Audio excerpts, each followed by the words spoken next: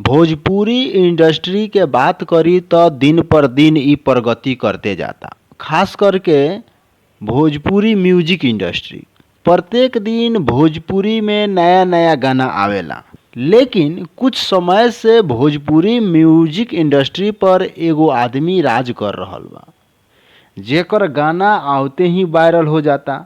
उनकर video YouTube पर release होते ही मिलियन में चल जाला। हम बात करतानी गायक नीलकमल सिंह। भोजपुरी सिंगर नीलकमल सिंह एक के बाद एक बेहतरीन और सुपर हिट गाना देते रहे ने। कुछ दिन पहले यानी 25 दिसंबर के दिन नीलकमल सिंह के एगो गाना आइल, जेकरा के दर्शक लोग बहुत प्यार देताटे। एक गाना के नीलकमल सिंह और भोजपुरी इंडस्ट्री के गायक शिल्पी राज गइले बाड़ी।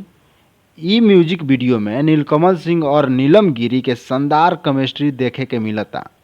ए भोजपुरी सॉन्ग के लिरिक्स भी बड़ा शानदार बाटे। एमे नीलकमल सिंह गाना के जरिए कहतारन कि धीरे धीरे जान अनजान होत बाड़ू। तब नीलम गिरी गाना के जरिए कहतारी कि शादी तोहसे नाही होई तो कुंवारे रहेम। ए गाना के नाम बा कुंवारे रहब। ई गाना के जौन लिरिक्स बाटे आशुतोष तिवारी लिखले बाड़न और म्यूजिक जौन बा आर्या शर्मा के बा। ई गाना के वीडियो यूट्यूब पर खूब पसंद कइल जाता।